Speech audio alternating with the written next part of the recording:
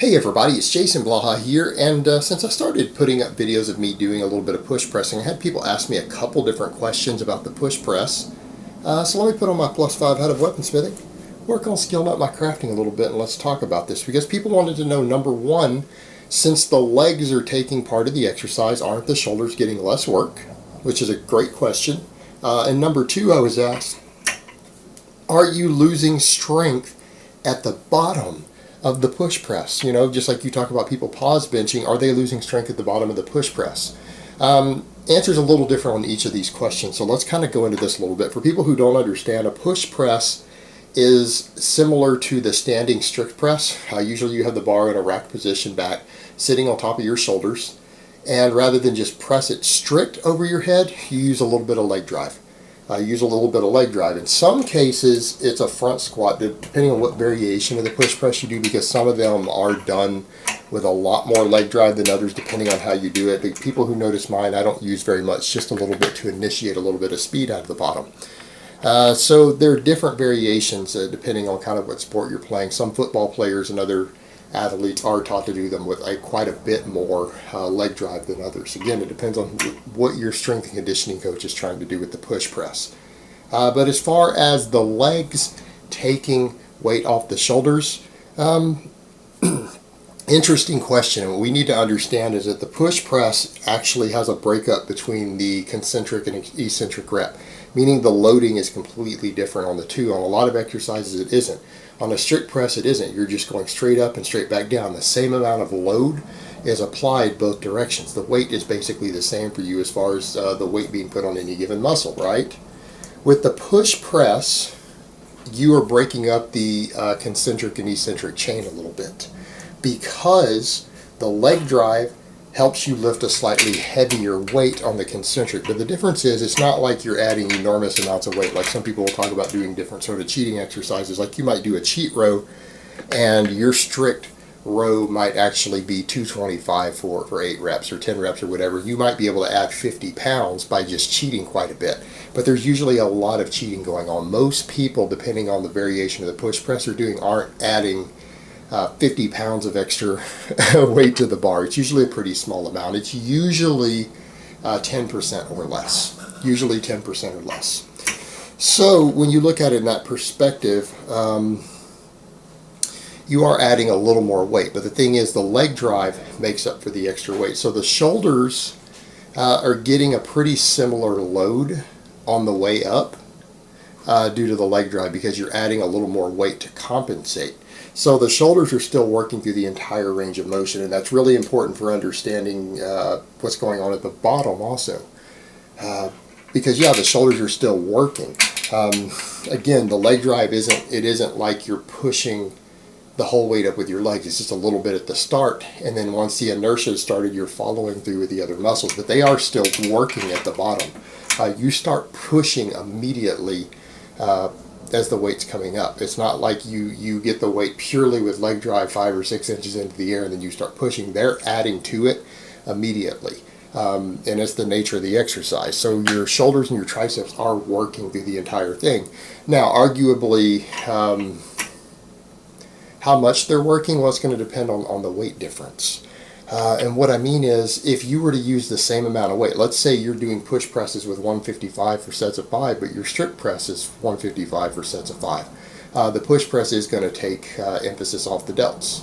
All right, on the concentric, the lifting end, the delts and the triceps are not going to work as hard because the leg drive is making the weight lighter. Just like bouncing off your chest on a bench press, if you were using the same amount of weight, isn't going to be doing more work. You're going to be doing less work. But if you're using slightly more weight, enough to where it barely compensates for the leg drive, then on the concentric end, your delts are probably working about the same, arguably a little less near the bottom. All right, because you are getting a little help. So the delts and the triceps are getting, in some cases, slightly less work on the concentric end, depending upon how much weight you've added, because obviously a lot of people aren't taking these to failure. However, when it comes to the other end, the eccentric side, this is why the push press is considered to be a fantastic tricep and entire shoulder girdle builder.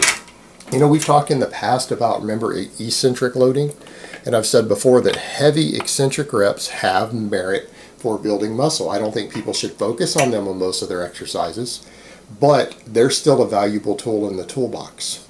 Well, this is a case to where you can turn a multifaceted lift into eccentric loading for those muscles. And we know that heavy eccentric reps, and in this case this is heavy, this is heavier than you would normally do strict because you're using a leg drive to lift it.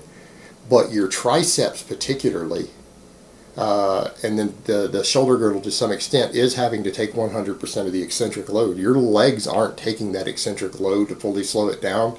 Your shoulder girdle, your whole shoulder girdle, and your triceps are taking that. So people who want to chime on about eccentric reps, well, this is how you actually incorporate eccentric loading for additional hypertrophy.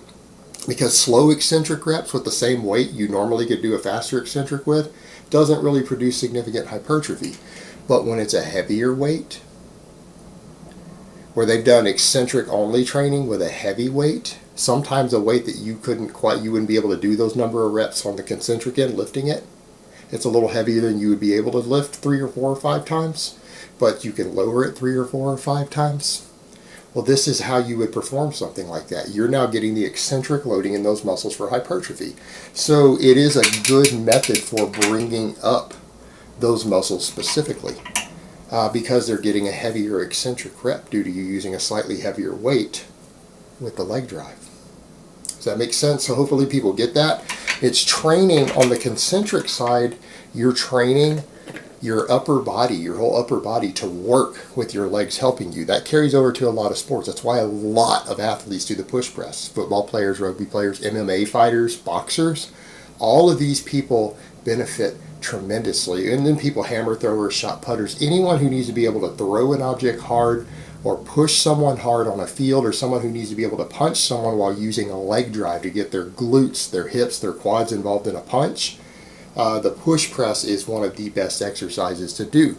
But from a development perspective, you need to factor in, okay, that's the performance end, and they would argue, well, that isn't going to make my shoulders any bigger than a strict press. Adding that leg drive on the concentric end, absolutely right. You're correct. It wouldn't. It's going to be no better than the normal lift, all right, than the strict press. But the eccentric end, you are getting a heavier eccentric load. And in some cases, and I'm not saying all cases, it's going to give you a little more potential for hypertrophy. Now, when we say potential for hypertrophy, that only means if you're doing less than optimal volume. Because people get these ideas that because an exercise might have an extra hypertrophy potential that you're going to gain faster on it. No, when we say that an exercise is better for building a muscle, we don't mean that you can get the biggest muscle possible doing that bigger than you could with other variations or different exercises. That just means you can do it with less work. Because a muscle will grow with a less than ideal exercise. If you get an exercise that's only maybe 80 or 90% as efficient as making a muscle grow as another exercise, it can still get just as big on it. You just have to do 10 to 20% more work. So hopefully that makes sense when you think about it from that perspective. Muscles grow from workload, and even if one exercise isn't as good as another, that just means you have to do a little more of it to get the same growth potential. Well, in this case, because of that eccentric loading, we are possibly getting a little more growth stimulation in the delts, particularly the triceps on the eccentric end because of the eccentric loading in the exercise. So it's kind of a multifaceted exercise in terms of that, because it has a total performance side that trains you to push or press while using hip drive, leg drive, everything else, and that carries over to dozens of different sports. All right, dozens of different sports. And particularly contact sports of any type, push presses should not even be an option. Like if you play any sort of contact sport and you don't push press, you are shortchanging yourself. And every single strength and conditioning coach will tell you the same thing. But it also has, because of the eccentric loading, that interesting hypertrophic potential as far as putting size on your shoulders and triceps. Right? It's a good exercise. It has a lot of different uses. The other question, as far as are you losing starting strength out of the bottom? Also a great question. Possibly to some extent, but you need to understand you are still paused at the bottom. Meaning if you do a push press and you reset it down here, no matter what you do, even if you're dipping back down immediately and going back up, you're still starting with the bar at the bottom.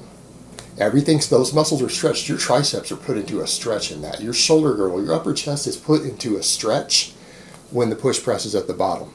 And no matter how you do the rep, you can't avoid that weight resting and stretching those muscles at the bottom for at least a half a second. So yes, you are using leg drive to help get it started, but the muscles are still stretched under load in a pause at the bottom.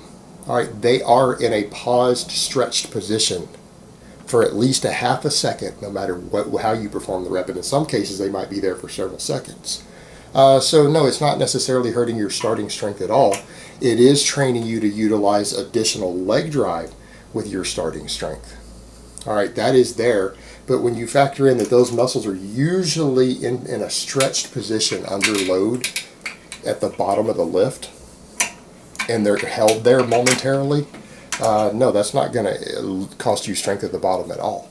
It's only teaching you how to utilize a leg drive and hip drive to get more power. All right, it doesn't negatively affect your starting strength. And I can see why people would think that because you're using the legs to help, but you need to remember you're still in a stretched pause position at the bottom. It's not like a touch and go bench because you're not doing this. You're at the bottom paused and then you re-dip. And even if you do the version to where you catch it at the bottom and you come down immediately, they're still there momentarily. You're still held in that stretched bottom position momentarily. So it's not going to hurt your starting strength at the bottom at all. All right, guys, but that's really all I have to say on that today. I hope it's been informative, and I will talk to you guys next time.